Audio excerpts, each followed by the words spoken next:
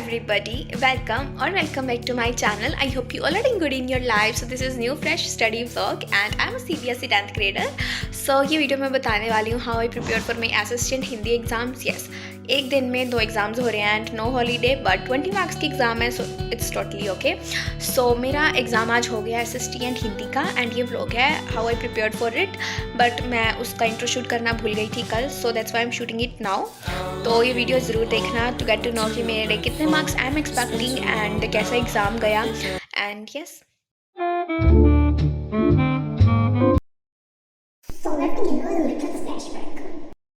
I just like the earlier voice, so that's why used it.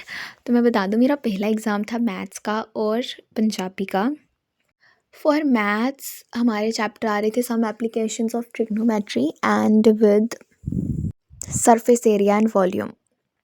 Applications of trigonometry तो हमारे batch में हो गया था, तो वहाँ से मैंने अच्छी तरह से क्वेश्चन प्रैक्टिस सारी कर ली थी. मैंने NCERT के क्वेश्चन प्रैक्टिस की, एग्जाम्पल्स भी अच्छी तरह से किए थे. बैच में जो सर ने क्वेश्चंस करवाए थे वो भी किए थे, बट मैं DPP सॉल्व करके नहीं गई थी. एंड एक असर्शन रीज़न बस मेरा गलत हो गया था. बाकी सम एप्लीकेशन ऑफ ट्रिग्नोमेट्री के सारे क्वेश्चंस मेरे सही गए थे. वो जो क्वेश्चन था ना, वो मैंने पढ़ा था एंड आई वाज थिंकिंग कि मैंने उसको कंसेप्चुअली नहीं सोचा, बस मैंने पढ़ा एंड आंसर लिख दिया. क्योंकि टाइम हमारे पास बहुत कम था, 30 to 35 मिनट्स ही हमें मिले थे, so that's why this happened.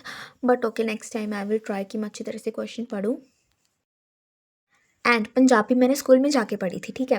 And वो तो एग्ज़ाम मेरा बहुत मस्त वाला गया. एंड फिर कमिंग टू SST, तो SST का मैंने चैप्टर ग्लोबलाइजेशन आना था, वो मैंने स्कूल से आके पढ़ लिया था.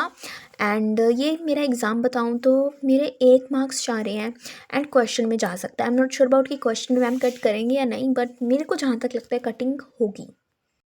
बाकी आई एम विशिंग कि ना हो, जो मैंने आंसर लिखे हैं वो सही हो, बट हु नोज़ क्या होगा.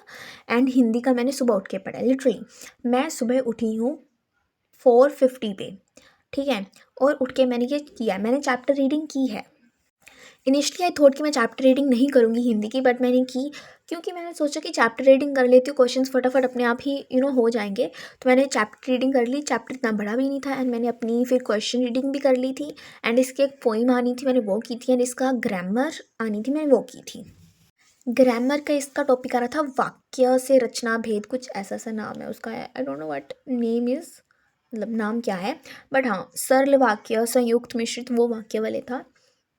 एंड हमारे SST में ना एक क्वेश्चन था जो बिल्कुल NCERT से आया था, जिसका आंसर मेरा गलत हो गया. मैंने NCERT अच्छी तरह से पढ़ी थी, but still at a time मेरा माइंड ब्लैंक ही हो गया कि यहाँ पे आंसर क्या आना है. सो दैट्स अ पॉइंट कि मैं भूल गई एट एग्ज़ाम में जाकर कि यहाँ पे आंसर क्या बनेगा. But overall we can say that ये एग्ज़ाम हमारी इम्प्रूवमेंट के लिए ही थे, या फिर हमें बताना था हमारी क्या गलतियाँ हैं, हमें टाइम मैनेज कैसे करना है. बिकॉज 20 मार्क्स का एग्ज़ाम जो है उसके लिए वो रिक्वायर 30 मिनट्स या 45 मिनट्स. 45 मिनट्स भी ज़्यादा हो गए. 30 मिनट्स ही हमें 20 मार्क्स के एग्ज़ाम के लिए मिलने ही चाहिए, बट उसमें हमें टाइम मैनेज क्या करना है, मतलब वो हमें सीखना है. One thing that I am lacking, जो मैं हाफ ईयरली में भी लैक किया and in this is that is I am not managing my time properly. इसके लिए मुझे सैम्पल पेपर्स PYQs करने पड़ेंगे, तो मुझे उस चीज़ पे अभी बहुत ध्यान देना है. सो वन ऑफ ऑल मैं अपना सिलेबस कंप्लीट कर लूँ, फिर मैं PYQ सैम्पल पेपर्स ही लगाऊंगी.